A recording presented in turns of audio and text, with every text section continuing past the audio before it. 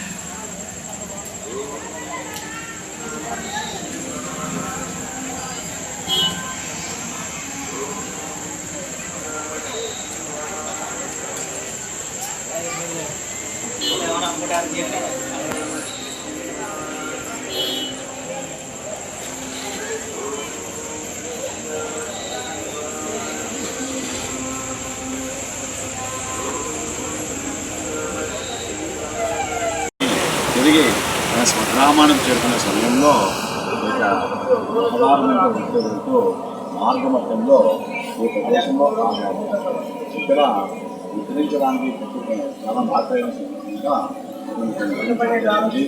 అక్కడ విగ్రహాన్ని ఏం చేశారు అంటే ఒకటే ఒక పల్లపట్టుగా ఉన్నటువంటి ఒక పెద్ద రాయి ఉన్నది. అది వచ్చేసి ఒకే బండగా పెద్దగా ఉన్నది.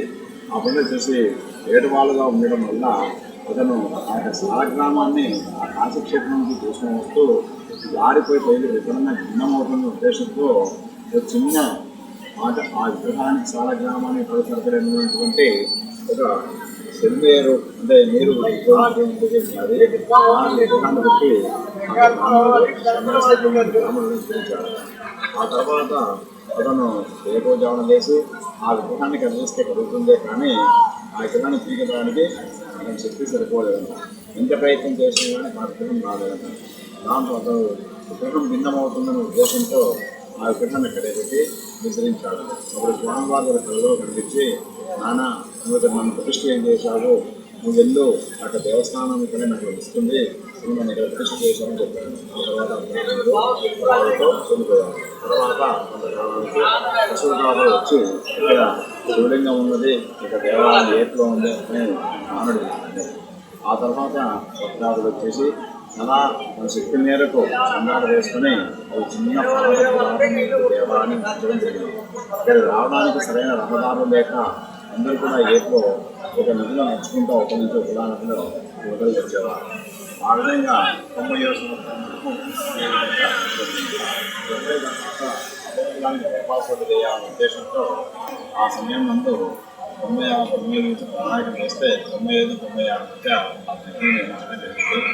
అంతకు ముందే భక్తాదులకు చాలా ఇబ్బందిగా ఉన్నదనే ఉద్దేశంతో ఇప్పుడు కూడా దేవాలయము చాలా దగ్గరలో ఉండడం వల్ల స్వామివారు జలంలోనే ఉండడం ద్వారా ఈ విధంగా చూసినటువంటి భక్తులకు పూజలు చేయడానికి అవకాశం లేని విధంగా ఉండాలని గ్రహించినటువంటి వీరి బిడ్డలు దేవాలయాన్ని 1992 నుంచి 93 మధ్య కాలంలో పునర్నిర్మించడం జరిగింది.